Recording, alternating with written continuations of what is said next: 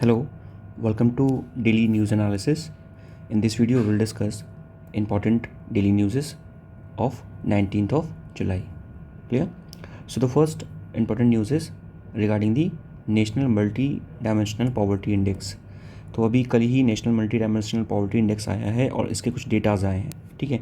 So first what we need to understand here is कि जो national multi dimensional poverty index है ये release करता है नीति आयोग. ठीक. And this index was started on the line of global multi-power index. ठीक है.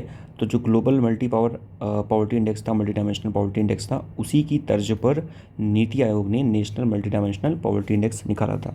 नाउ अब बात करते हैं कि इसकी फाइंडिंग्स क्या क्या हैं. फाइंडिंग्स के बारे में बात किया जाए तो ये पता चला है कि यहाँ पर जो मल्टी डायमेंशनल पॉवर्टी है वो थोड़ी कम हुई है. ठीक. इन कंपेयर टू अगर बात किया जाए 2015-16 के, सो वो थी near about 24.85%, but in 2019 to 2021 it is near about 14%. Clear. And near about 13.5 crore जो इंडियंस हैं वो स्केप हुए हैं फ्रॉम द पॉवर्टी. क्लियर. इसका जो पहला एडिशन था वो निकाला गया था 2021 में. ठीक. और जैसे मैंने बताया it is formed on the basis of the global multi dimensional poverty index. Main difference की अगर बात किया जाए तो बेसिकली 3 पैरामीटर हैं multi dimensional poverty index released by the NITI Aayog. तो जो नीति आयोग रिलीज़ करता है उसमें 3 पैरामीटर है. The first is health, education and standard of living. ठीक. एंड जो global multi dimensional poverty index है उसमें भी 3 पैरामीटर हैं, health, education and standard of living. But the difference is that health में एक पैरामीटर हमने ऐड किया है extra which is the maternal health, और स्टैंडर्ड ऑफ लिविंग में एक पैरामीटर एक्स्ट्रा ऐड किया है which is the bank account. So ये बेसिक डिफरेंस है. रेस्ट हेल्थ में है nutrition and child adolescence and the mortality. And education में बात करें तो it is the year of schooling और schooling attendance, cooking fuel, sanitation, drinking water, housing, electricity and assets. ठीक. तो ये जो है ये क्राइटेरिया है. ठीक. तो और ये जो डेटा निकाला गया था, this data was based on the NFHS का जो सर्वे होता है, नेशनल फैमिली हेल्थ सर्वे 5 जो है. ठीक. उसके बेसिस पे इस डेटा को निकाला गया था. इस डेटा में ये देखा गया कि बेसिकली कुछ स्टेट्स हैं जैसे like the UP, Bihar, MP, Orissa और राजस्थान. ठीक. इसमें highest decline of the multi dimensional poverty index को देखा गया, यानी कि यहाँ पर जो पॉवर्टी है वो काफ़ी हद तक कम हुई है. So please mention this thing कि जो मेनलैंड इंडिया के जो स्टेट्स हैं वहाँ पर जो पॉवर्टी है वो क्या है, कम हुई है. अब बात करते हैं which indicators have reduce the multi dimensional poverty index, यानी कि कौन से इंडिकेटर ने रिड्यूस किया है मल्टी डायमेंशनल पॉवर्टी इंडेक्स को, मीन्स कौन से इंडिकेटर में अच्छा परफॉर्म किया है. So this is like cooking fuel, sanitation and drinking water facility and the bank account. ठीक. तो इन क्राइटेरिया में अच्छा परफॉर्म किया गया है और इस वजह से जो MPI है वो काफ़ी रिड्यूस हुआ है. Clear. And even for the bank account, ठीक है, वी हैव द जनधन योजना, ड्रिंकिंग वाटर, जल जीवन योजना. तो बहुत सारी हम लोग योजना चला रहे हैं जिसके अंतर्गत इनको कवर किया गया है. क्लियर. फिर बात करते हैं कि कहाँ पर हमें अभी इम्प्रूवमेंट की ज़रूरत है. So we need to make the improvement in the section of the nutrition and access to the education. Clear. फिर हम बात करते हैं कि फास्टेस्ट डिक्लाइन हुआ है. ठीक है, जैसे मैंने बताया 32.59 टू 19.28. ये किसका है. अगर सबसे बात किया जाए, जैसे मैंने बताया कि अभी जो स्टेट्स के बारे में बात किया जाए तो मेनलैंड इंडिया में जो स्टेट्स हैं यूपी, बिहार, MP, उड़ीसा, राजस्थान, तो यहाँ पर तो फास्टेस्ट डिक्लाइन हुआ है. पर अगर बात किया जाए रूरल इंडिया में, तो रूरल इंडिया में भी जो पॉवर्टी है वो काफ़ी कम हुई है. ठीक. कितनी कम हुई है, from 32 to 19%, near about that. ठीक. Apart from the mainland state. ठीक है. तो ये चीज़ आपको यहाँ से पता रहनी चाहिए. नेक्स्ट हम बात करें कि जो global multi dimensional poverty index थी उसका डेटा क्या था. उस डेटा में भी ये बताया गया था कि 2005-6 के near about there 645 million people जो थे वो मल्टी डायमेंशनली पुअर थे. बट 2019 से 21 का जो डेटा है ये डेटा रह गया है नियर अबाउट 230. ठीक है. तो आप देख सकते हैं कि 645 to 230, this is the difference. Clear. तो यहाँ पर दिस इज़ द डिफरेंस. अब बात करते हैं कि what is keeping the India multi dimensionally poor, यानी कि कहाँ पर हमें काम करने की ज़रूरत है. जैसे मैंने बताया अभी कि we need to work on the nutrition, on the education. ठीक. इस तरह की चीज़ें में हमें काम करना है. So the thing is lack of the proper nutrition contributes to near about 30%. ठीक है. जो अगर लैक ऑफ जो प्रॉपर न्यूट्रिशन है हमें इसमें 30% ये कंट्रीब्यूट करता है, ठीक है। इवन इसी वजह से जैसे हमने जो मिड डे मील स्कीम है वहाँ पर हमने फोर्टिफाइड राइस, ठीक है, इसको भी इंट्रोड्यूस किया हुआ था। तो इस तरह की बहुत सारी हमारे पास स्कीम्स हैं, ठीक। इवन द अदर इंडिकेटर्स की बात की जैसे लैक ऑफ स्कूलिंग और inadequate access to the maternal health services, clear.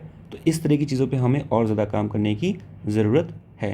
And near about 44% of the India की population is still deprived of it, ठीक सर। और over 30% of the population is deprived of the sanitation service, यानी 30% जो population है अभी तक sanitation service उसको अच्छे से मुहैया नहीं कराई गई है। And what are the various flagship scheme of the government of India, just like the health and nutrition के लिए we have the Poshan Abhiyan, and we also have the anaemia Mukt Bharat Abhiyan, we have the Swachh Bharat mission for the cleanliness sanitation के लिए, Jal Jeevan mission for the clean water facility, ठीक। और उसके बाद we have the PM Ujjwala Yojana, ठीक है ना, for the clean fuel, and we have the Saubhagya Yojana for the electricity, PM Awas Yojana for proper housing, PM Jandhan Yojana for the bank account, and Samagra Shiksha for the education. So these are the various schemes, various initiatives that are taken by the government of India. Next बात करते हैं tax challenger arising from the digitalisation of the economy, ठीक। ये क्या है, देखिए सबसे पहले हम बात करेंगे एक टर्म के बारे में which is the base erosion and the profit shifting, ठीक। ये क्या है, देखिए बेस इरोजन प्रॉफिट शिफ्टिंग का सिंपल सा मतलब ये है कि देखिए जो डेवलपिंग कंट्रीज़ होती हैं, ठीक है, उन डेवलपिंग कंट्रीज़ में वो चाहती हैं कि बाहर से इन्वेस्टमेंट आए, ठीक। तो इस वजह से वो जो बिजनेसेस होते हैं उसको काफ़ी ज़्यादा लिबर्टी देते हैं, काफ़ी ज़्यादा उसको छूट देते हैं, टैक्स में इवेजन देते हैं, क्लियर ना। अब हम बात करें जैसे सपोज इंडिया एक ग्रोइंग इकॉनमी है, ठीक।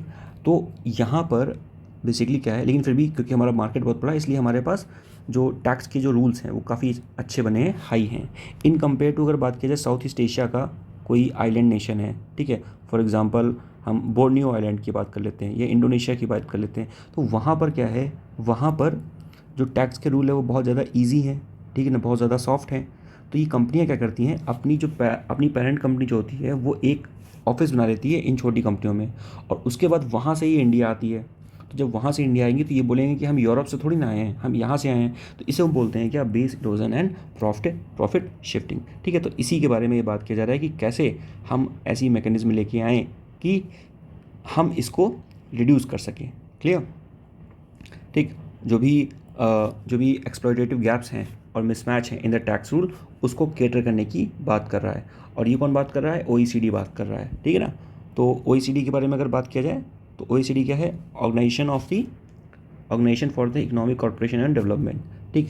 ये क्या है, ये डेवलप्ड नेशन का मोस्टली क्या है, एक ग्रुप है। जैसे हम यहाँ पर देख सकते हैं मोस्टली जो एक ब्लू पार्ट में है, ठीक है, ये OECD के मेंबर्स हैं। And OECD contribute near about 80% of the trade off the world. तो वर्ल्ड ट्रेड का 80% जो है ये कंट्रीब्यूट करता है, ठीक। इसकी इसका जो इस्टेब्लिशमेंट है it was done in the year of 1961 through the treaty of the Rome 1957। तो रोम ट्रीटी हुई थी 1957 में, and hence from there the establishment of the OECD happened, and it is an inter governmental organisation, clear now, ठीक। तो यहाँ पर ये बात किया गया है और कुछ बातें की गई हैं, जैसे हमें क्या करना चाहिए, we need to implementation of the measures taken to tax avoidance, we need to implement measures so that we can tackle the tax avoidance, and we could improve the coherence of the international rules.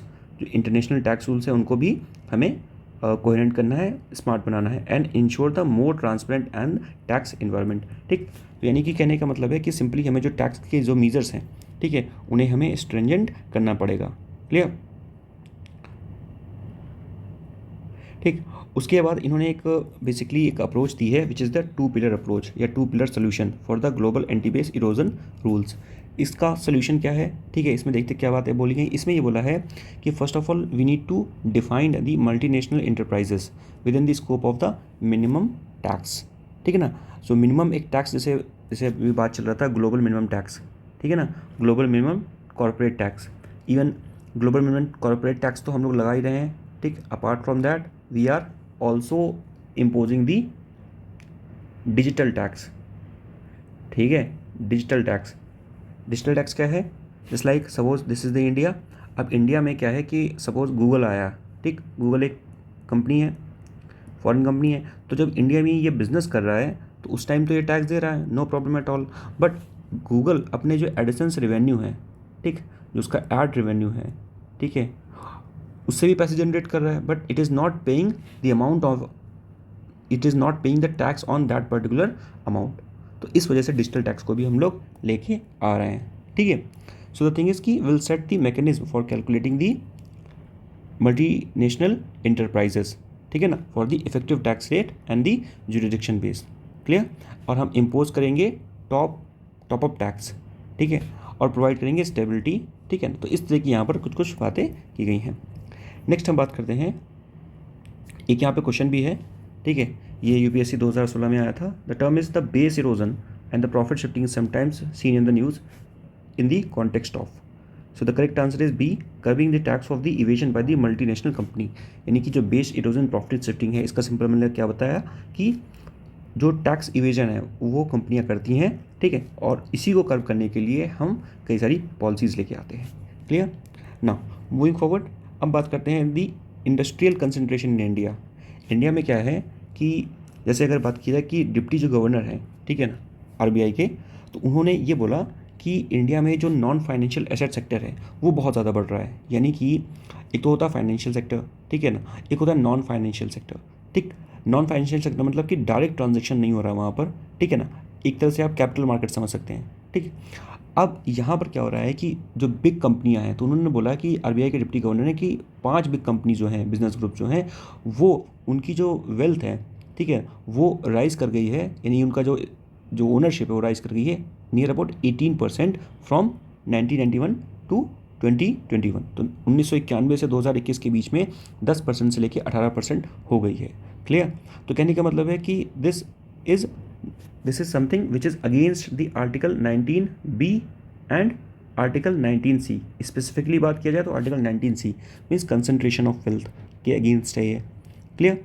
अब हम बात करते हैं, और बाकी जो other 5 हैं, ठीक है, उसमें नियर अबाउट 99% का मतलब कमी हुई है। तो यानी कि जो कंसंट्रेशन ऑफ वेल्थ है वो ज़्यादा हो रहा है, ठीक। और इस चीज़ को प्रमोट करने के लिए हमारे पास even we have the competition commission of India, ठीक। कॉम्पिटिशन कमीशन ऑफ इंडिया है ना, कॉम्पिटिशन कमीशन ऑफ इंडिया जो जिसको स्टैब्लिश किया गया था 2003 में with the act of the 2002, ठीक। तो ये भी है हमारे पास, ठीक है। अब आगे बात करते हैं कि what causes this industrial concentration, कारण क्या है। So the one more important thing is the functioning of the market, ठीक है ना, assets income inequality and differential powers, ठीक। Market do not promote the competition but concentration of and the centralisation, यानी कि जो मार्केट है वो खुद ही क्या कर रहा है, सेंट्रलाइजिंग टेंडेंसी को प्रमोट कर रहा है, ठीक। So basically you can say this thing as that this is a repercussion of the privatisation, ठीक है, प्राइवेटाइजेशन का ही तो एक रिपोक्यूशन है। इवन अगर बात किया जाए what is the danger of such rising in the industrial concentration, danger क्या है, stiffness in the competition means there will be no competition in the market, no fair competition. The competition commission of India जो है it promotes the competitive, it promotes the healthy federal competition, but if there is a concentration of the wealth, if there is a concentration of the resources, ठीक, इन a few business houses, तो क्या होगा, there will B stiffness, क्या होगा, जो competition होगा वो खराब होगा, ठीक। And contributes to the inflation and profiting through the manipulation of the cost and the prices। तो इन्फ्लेशन और प्रॉफिटिंग के थ्रू क्या होगा, they will manipulate the cost and prices and they will gain the maximum advantage. फिर it will influences the institutions of the democracy such as the media, ठीक है ना। जब इस तरह की चीज़ें होंगी तो ये इंस्टीट्यूशन ऑफ डेमोक्रेसी है, that is the fourth pillar जिसको बोलते हैं मीडिया को, ठीक है, तो वो भी क्या होगा, वो भी हैम्पर होगा, clear. And it will also dilutes the role of the civil societies and countervailing the power. So civil societies जो होती हैं ये क्या करती है, सिविल सोसाइटीज़ हो गई, एनजीओज हो गई, ये क्या करती हैं, they play as the countervailing power. But अगर इस तरह का कंसंट्रेशन होगा सो उनका भी जो रोल हो जाएगा वो भी क्या हो जाएगा, डाइल्यूट हो जाएगा, and it will lead to the undue corporate influence over the political process, ठीक है ना। You know that even in the various cases just like in the case of the Adani, ठीक है ना, तो बोलते हैं कि there's a link like the Modi government it supported the Adani and hence इतना बड़ा बेसिकली हिंडरबर्ग की रिपोर्ट जब आई तो पता चला इतना सारा इश्यूज हुए हैं, ठीक है। So basically the thing is कि ये सारी चीज़ें क्या करेंगी, कॉर्पोरेट जो होगा, corporate world will influence the political process, ठीक है ना, they will give them the donations और बहुत सारी चीज़ें होंगी, ठीक है ना. सो this is the thing. Now apart from that the tendency of the state capture and income inequality. ठीक है, ये पता होना चाहिए. जैसे सिंपल सी बात है, suppose the government is supporting और giving assistance to the private sector for the private investment, ठीक. एंड फिर उसके बाद क्यों कर रही है, सपोज मे बी बिकॉज आगे चल के वो जो कॉर्पोरेट सेक्टर है वो उनको हेल्प करेगा financially to contest the election, ठीक है ना. तो इस तरह की चीज़ें कई सारी हो सकती हैं, ठीक. सो बेसिकली क्या है, the states promote the big business rather than regulates and curb the latter. तो स्टेट जो है वो बड़े बड़े बिजनेस हाउसेस को क्या कर रहा है, प्रमोट कर रहा है. क्लियर. नाउ अब आगे बात करते हैं कि ये है क्या, थोड़ा सा ठीक इसको समझते हैं. इसमें बात किया गया है एक टर्म के बारे में, न्यू लिबरलिज्म. न्यू लिबरलिज्म क्या है कि that the state will not regulate the private capital but facilitate its growth to foster the competition all around the economic progress.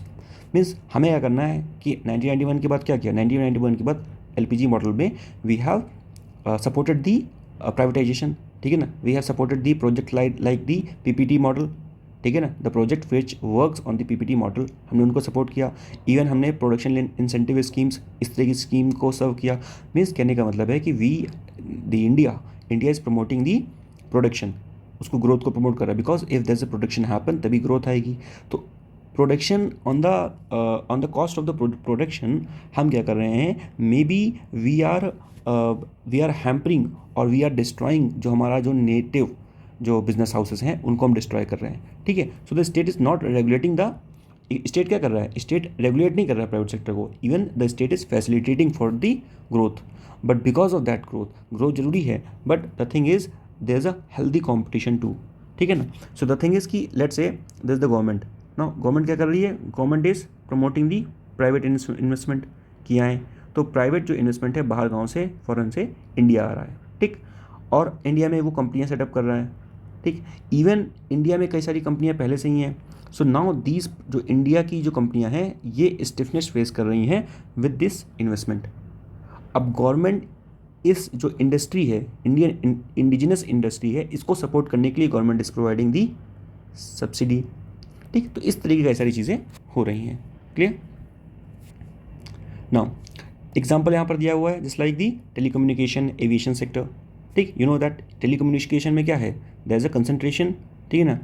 In today's world, in today's India we have the monopoly in the telecommunication sector, ठीक, of Jio, ठीक है ना. तो जियो के आने के बाद क्या हो गया, कहीं ना कहीं मोनोपोली बन गई. Even all the civil aviation sector, most of the airlines are privately owned, ठीक है ना. Even the Air India, it has been again sale और return back to the Tata.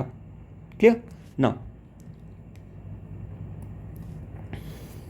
so the thing is that state must help strengthen the domestic business. तो state को domestic business को भी help करना चाहिए. while the liberalization opens up the Indian market subjects much of the Indian business global competition and the state intervention. Clear. Modifies the protects and promotes the sections of the big business. Simple सी बात कह रहा है कि हम लोग liberation को तो प्रमोट कर रहे हैं, ठीक है ना, और ओपन अप कर रहे हैं अपने मार्केट को, ठीक. And subjects like the Indian business और ग्लोबल कंपटीशन को प्रमोट कर रहे हैं. बट स्टेट का इंटरवेंशन ज़रूरी है in the form of the subsidy too, है ना. तो स्टेट सब्सिडी प्रोवाइड करें सो दैट जो इंडिया के जो बिजनेस हैं वो भी फ्लरिश कर सकें. ठीक.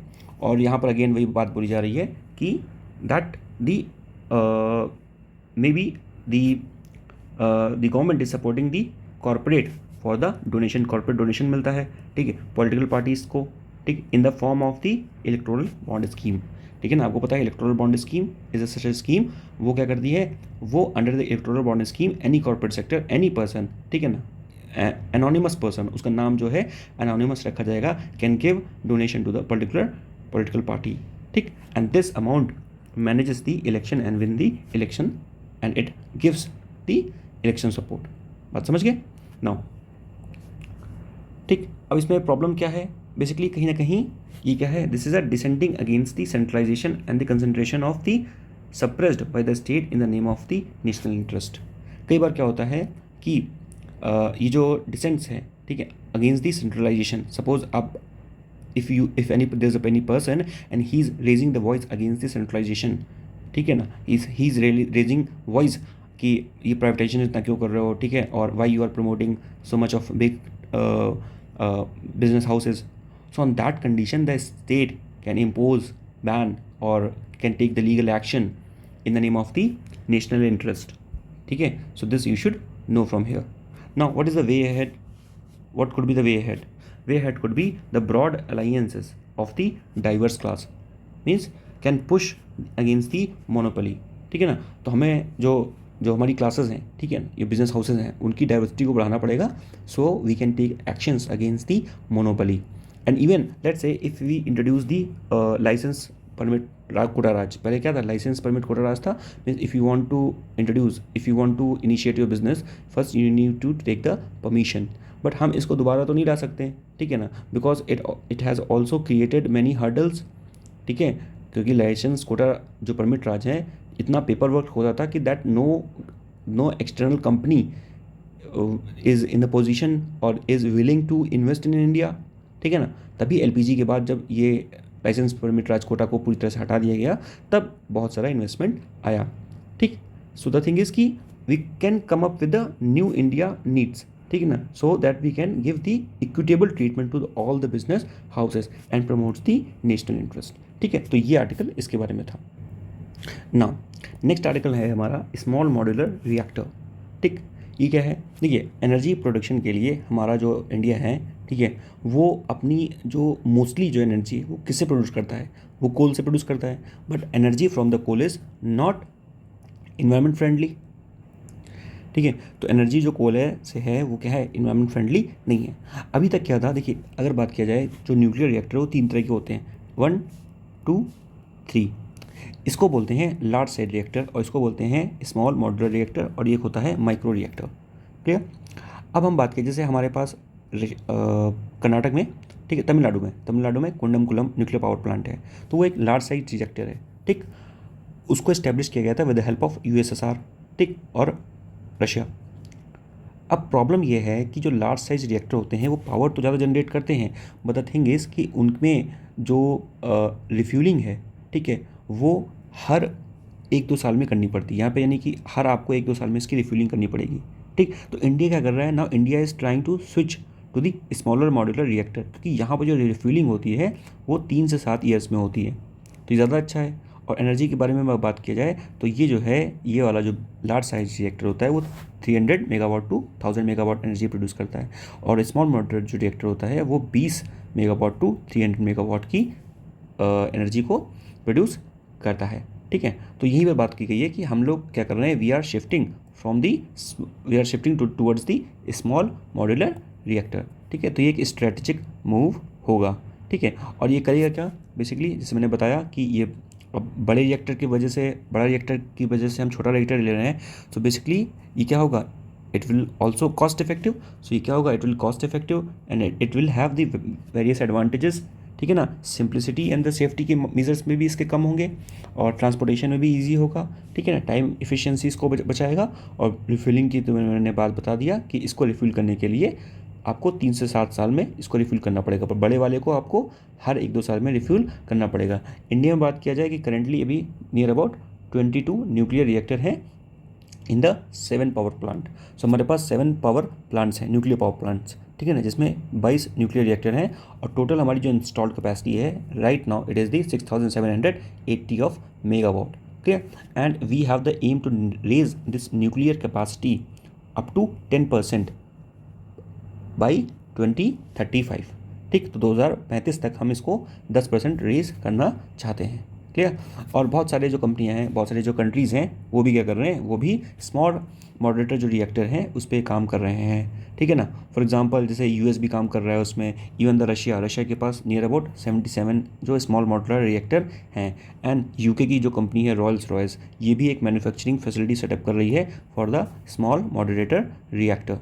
क्लियर, अब बात करते हैं कि why we need to switch to the nuclear power plant और न्यूक्लियर एनर्जी में इसलिए स्विच करना है बिकॉज द थिंग इज़ कि let's say for example we are running the metro, we are running the electric buses, but the thing is the energy which we are consuming for the operation of the electric buses or electric submarines, electric engines, वो electricity कहाँ से आ रही है, ठीक है ना, whether it is coming from the coal और whether it is coming from the green field.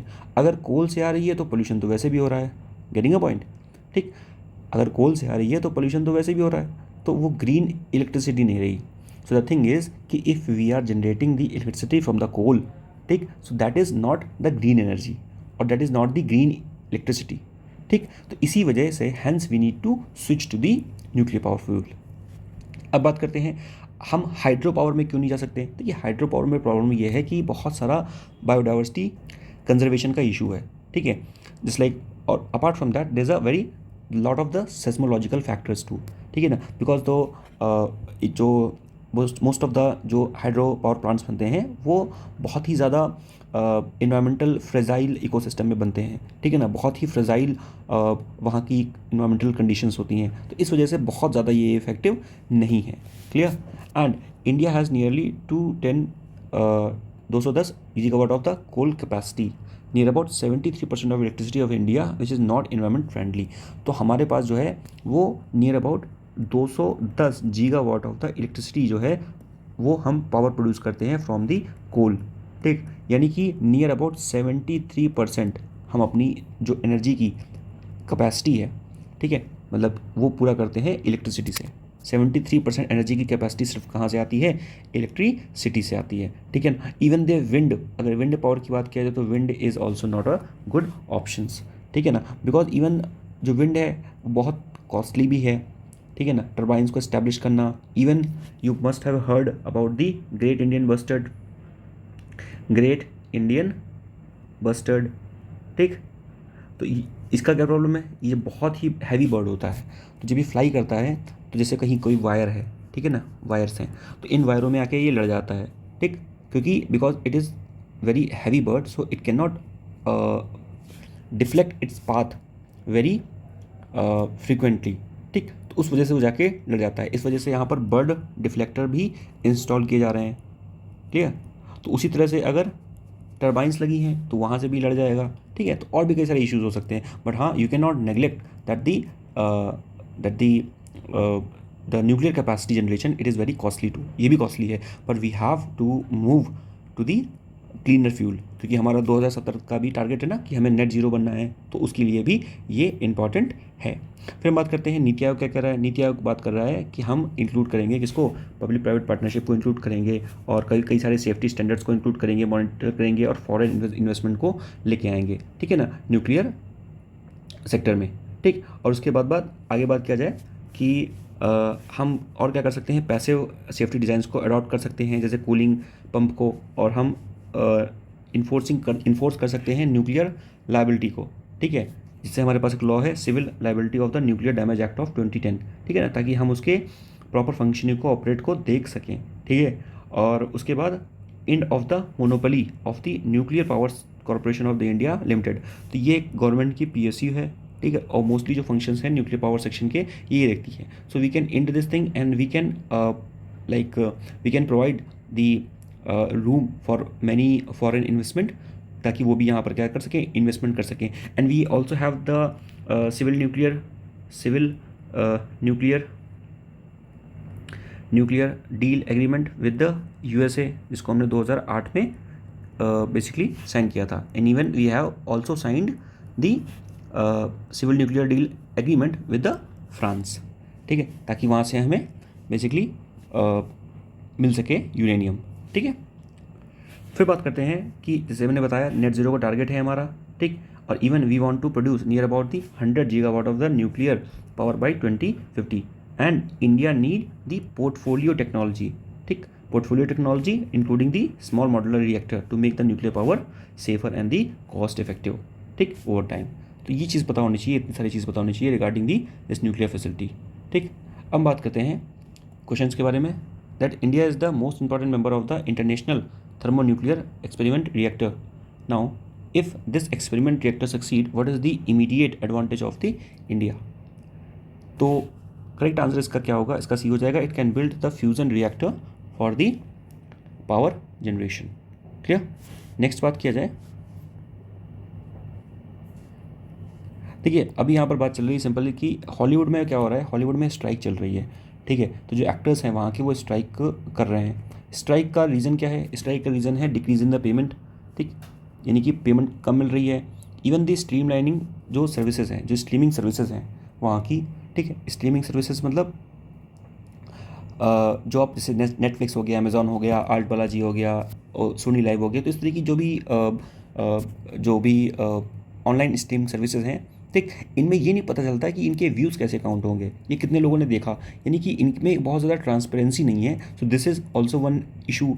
And even the use of the AI, ठीक, AI का यूज़ हो रहा है तो जो क्रिएटिविटी लोगों की है वो धीरे धीरे कम होती जाती है, और इसी वजह से this is also the cause of the strike. And this a lack of transparency, जैसे मैंने बताया, इन दी व्यूअरशिप डेटा, यानी कि जब डेटा कितने लोग देख रहे हैं तो इसमें क्या है, इसमें ट्रांसपेरेंसी का प्रॉब्लम है, ठीक है ना। सो कहीं ना कहीं ये जो इशू है हॉलीवुड में, वैसे भी हम कभी सुनते नहीं है कि हॉलीवुड में भी ऐसा कुछ होता है फिलहाल। तो this is a very large labour right fight in the Hollywood in the 6th decade. तो ये पहली बार हुआ है, ठीक है ना, from the 1960।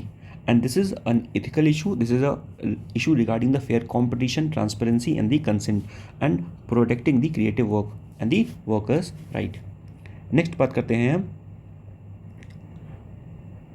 Fusion of the rock of the Rudragiri hillock. तो रुद्रगिरी हिल्लॉक है, ये है आंध्र प्रदेश में, और यहाँ पर क्या मिला हुआ है, यहाँ पर ककत्या इरा पेंटिंग के सीन्स को डिस्प्ले किया गया है, मतलब मिली हुई है बेसिकली, ठीक है। Let me show you, this is the painting, ठीक है। तो यहाँ पर आप देख सकते हैं कि जो जो केव है, ठीक, उसमें क्या है, लॉर्ड हनुमान और बहुत सारे जो डिपिक्शन हैं वो मिले हैं। तो ये बेसिकली ये है आंध्र प्रदेश में, क्लियर। अब बात की जाए कौन कौन से डिपिक्शन यहाँ मिले हैं, जैसे मैंने बताया कि सबसे पहले यहाँ पर फारसी बैटल बिटवीन दी वर्ना ब्रदर्स एंड दी वाली, यहाँ पर आप पढ़ सकते हैं, जस्ट मिनट,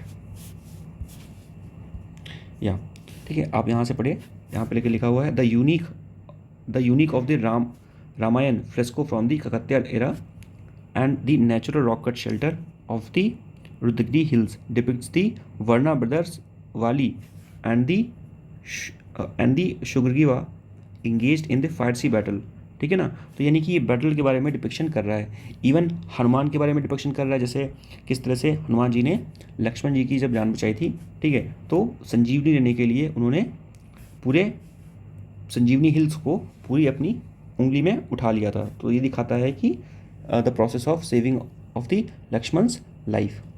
फिर हम बात करते हैं the digital time voucher system for the political parties. ये क्या है? अच्छा, पहले यहाँ पर थोड़ी सी और चीज़ें हैं। तो यहाँ पर बात करें ककत्या डायनेस्टी के बारे में। ककत्या डायनेस्टी जो थी, it was active near about the 12th century in the Warangal Telangana, clear now. And जो ककत्या डायनेस्टी थी, it works in the construction of the many tanks, irrigation and drinking water facility, ठीक, और बहुत सारे हिंदू टेम्पल्स थे उसको भी इन्होंने बनवाया था। एंड देयर पैट्रनेज कौन कौन से थे, कौन कौन से किंग्स थे यहाँ पर? Kakatiya kings like the Ganapati Deva and Rudrama Devi and Pratap Rudra in the Kakatiya dynasty. And the most famous temple that built during the Kakatiya dynasty era is the 1000 pillar temples of the Ruddeshwara Swami temple in the Telangana. ये star shaped temple है and it is dedicated to the Vishnu, Shiva and the Surya. Next जो news है वो हम बात करते हैं election commission of India के बारे में। तो इलेक्शन कमीशन ऑफ इंडिया ने डिजिटल टाइम वाउचर सिस्टम जो है वो रिलीज़ किया हुआ है। ये क्या है? इसमें क्या कर सकते हैं, जो रजिस्टर्ड पॉलिटिकल पार्टीज़ होती हैं वो कुछ समय के लिए, एक प्रॉपर टाइम के लिए, जो कि इलेक्शन कमीशन उन्हें बताएगा, उस टाइम के लिए वो जो गवर्नमेंट के मीडिया हैंडल्स हैं, ठीक है, उसमें अपना पब्लिकेशन कर सकती हैं, यानी कि उसमें अपना जो भी चुनाव का प्रचार और अपनी जो पॉलिसीज़ हैं उसको कॉमन पब्लिक को बता सकती हैं, ठीक है। Just like the social media handles like the Doordarshan, all India radio, ठीक है ना, ड्यूरिंग दी इलेक्शन, ठीक। Now for that they need to seek the permission from the election commission of India, ठीक। सो बेसिकली ये दिखाता है कि how the election commission of India is committed to leverage the technology for the smoother election process. So the election commission of India is taking the help और taking the benefit और using the technology for the proper conduction of the election, ठीक, and it is providing the equitable access to the electronic media, clear। And ये जो चीज़ें हैं these things will be controlled by the election commission of India and the Prasar Bharati का जो act है और जो भी हमारा आरपीए एक्ट है ऑफ दी 1951 उसके अंतर्गत ये सारी चीज़ें कवर होंगी। ध्यान रखिएगा आरपीए एक्ट जो है वो दो हैं, ठीक, आरपीए एक्ट दो हैं, एक है 1950 का और एक है 1951 का। दोनों में डिफरेंस ये है कि जो 1950 का एक्ट है it is more about the voters, ठीक है, कि वोटर के राइट क्या हैं, कैसे इलेक्शन करेगा, कौन एलिजिबिलिटी क्राइटेरिया क्या है, इसके बारे में। आरपीए एक्ट 1951 ये बताता है the conduction of the election, कि जो इलेक्शन है वो कैसे कंडक्ट होगा और बाकी सारी जो प्रोसेस है वो कैसे होगी, ठीक है ना। तो ये प्रॉपर कंडक्शन ऑफ इलेक्शन के बारे में बात करता है। नेक्स्ट जो आर्टिकल है it is about the RBI की जो स्टैंडर्ड ऑपरेटिंग प्रोसीजर है उसके बारे में है, ठीक है ना, फॉर द रुपी ट्रेड। तो आरबीआई ने क्या किया है, आरबीआई ने एक inward remittances for the export के लिए एक स्कीम लेके आया है, ठीक है, यानी कि एक मीडियम बनाया है so that rupee based trading mechanism for the foreign traders. हमारे जो इंडिया के जो ट्रेडर्स हैं जो बाहर पैसा भेजते हैं, सपोज़ उन्होंने क्या किया, suppose this an Indian trader A, अब इस ट्रेडर ने बी जो कि बाहर में है, फॉरेन में है, इसको कोई सामान एक्सपोर्ट किया। नाउ अब जब ये पेमेंट करेगा तो ये एक मिडिल बैंक में आएगा, ठीक, और इस बैंक से पैसा ए को जाने में इसको एक रिसीट दिखानी पड़ेगी। तो मैंने कहने का मतलब क्या है कि यहाँ पर एक बहुत ज़्यादा एक कॉम्प्लेक्स प्रोसेस है। इस प्रोसेस को ईजी बनाने के लिए आरबीआई ने बेसिकली जो इनवर्ड रेमिटेंसेस स्कीम है, ठीक है, वो इवॉल्व की है। Issues with the foreign inward remittances certificate, ठीक है ना। तो इशू क्या है, इशू यही है जो मैंने बताया कि फॉरेन जो कंपनी है, ठीक, वो पहले किसी बैंक में देगा, फिर ए को रिसीट दिखानी पड़ेगी। तो इन सारी प्रोसेस को ईज़ करने के लिए यहाँ पर बात की गई है, ठीक है। तो इतनी चीज़ें यहाँ से पता होनी चाहिए। फिर हम बात करते हैं स्टील स्लैग रोड के बारे में, ठीक। स्टील स्लैग क्या होता है, जैसे इंडिया में स्टील स्लैग क्या होता है, स्टील स्लैग सिंपल सी बात है, जब आप स्टील मेकिंग प्रोसेस करते हैं तो जो बाई प्रोडक्ट बनता है उसे हम लोग बोलते हैं स्टील स्लैग। क्लियर, ठीक। नाउ जैसे इवन जैसे कोल है, कोल को भी जब बर्न करते हैं तो उससे ऐश बनता है। क्लियर, ऐश, उस ऐश का यूज़ भी करते हैं किसके लिए, रोड के कंस्ट्रक्शन के लिए, ठीक। In the same way we are using the steel slag, ठीक, and India has constructed the world's largest steel slag road by using the technology. Clear? Now, and it is developed by the CSIR central road research institute. तो CSIR का जो central road research institute है उसके अंतर्गत इसको conduct किया गया है। And this is very good that it is the use of the waste to wealth initiative. Waste to wealth means there is a waste and you are generating something out of that waste, तो it become your wealth. Clear, means आपने उसको अच्छे से utilise किया, उसको incentivise किया, ठीक है ना। सो उसको प्रॉफिटेबल बनाया, ठीक, उसकी प्रॉफिटेलिंग के लिए काम किया। So this is the waste to wealth initiative, ठीक। And the steel slags roads जो होती हैं it is 30% of the cost effective and even the life time जो होता है, इसका जो लाइफ स्पैन होता है it is 3 times more than the normal road and it is resistant to the all weather conditions, ठीक। And the various projects like the Surat, Arunachal प्रदेश और national highway of the NH66 जो कि स्टील स्लैग रोड से बनाए गए हैं, ठीक। Next बात करते हैं डिप्थेरिया, पर्ट्यूसिस और टिटनेस, ठीक। इसका जो इम्यूनाइजेशन है इंडिया में नियर अबाउट 93% हो गया है, तो ये बहुत अच्छी बात है। एंड अगर बात किया जाए कि इन 2021 जो था वो नियर अबाउट ये 85% था, अब ये है वो 93% हो गया है। इसमें जो इंडोनेशिया है, ठीक, इंडोनेशिया ने बहुत अच्छा रोल प्ले किया है। सो इंडिया एंड इंडोनेशिया, ठीक है ना, both have played role in strong immunization, ठीक है। सो स्ट्रॉन्ग इम्यूनाइजेशन में दोनों ने रोल प्ले किया है। नाउ आगे बात किया जाए, so what is the DTP, it is the diphtheria, tetanus and pertussis, in which जो डिप्थेरिया और पर्ट्यूसिस है ये पर्सन टू पर्सन फैलता है, बट टिटनेस जो है वो पर्सन टू पर्सन नहीं फैलता, it spread to the cuts and wound. Diphtheria can lead to the difficulty in the breathing and heart failure, paralysis and death. तो ये सारी चीज़ें होती हैं। टिटनेस से क्या हो सकता है, आपकी जो मसल्स हैं उसमें स्टिफनेस हो सकता है and there could be the problem regarding the breathing and death too. Pertussis में क्या होता है, पर्ट्यूसिस में आपको वूपिंग कफ, ठीक है ना, बहुत ज़्यादा खांसी आएगी, ये सारी चीज़ें होंगी, ठीक। उसके बाद एक सबसे जो इंपॉर्टेंट स्पीशीज़ है यहाँ पर उसकी बात की गई है गम्बूजिया फिश, गम्बूशिया फिश के बारे में आपको पता होना चाहिए, because the fish is known as the mosquito fish. Why? ये क्या करती है, जैसे सपोज किसी एक एरिया में बहुत ज़्यादा मॉस्कीटो हैं, सो आप क्या करो वहाँ पे गम्बूशिया फिश रिलीज़ कर दो, ठीक। तो जो मॉस्कीटो से जो लार्वा निकलता है ये उसको खा लेती है, ठीक है, तो वो उसी पे ही जीवित रहती है। So the thing is it helps in the compact of the mosquito borne disease like the malaria and the dengue. Andhra Pradesh government ने अभी इसको रिलीज़ किया है, near about 10 million gambusia fish. Clear? So this you should know. Clear? So this is a biological agent that controls the mosquito larva, ठीक। और ये जो strategy है to combat the malaria and the dengue, this we have been adopting this thing from the 1928, and Gambusia fish, it is the highly breeding Gambusia fish is known for their high breeding capacity and adaptability to survival in the diverse environment। तो बहुत ज़्यादा diverse environment में भी ये रह लेती हैं। Clear? सो आज के लिए इतना ही, मिलते हैं आपसे नेक्स्ट वीडियो में।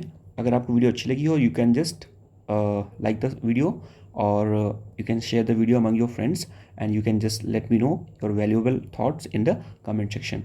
If you want anything, if you want to give any feedback, you can just let me know via the comment section.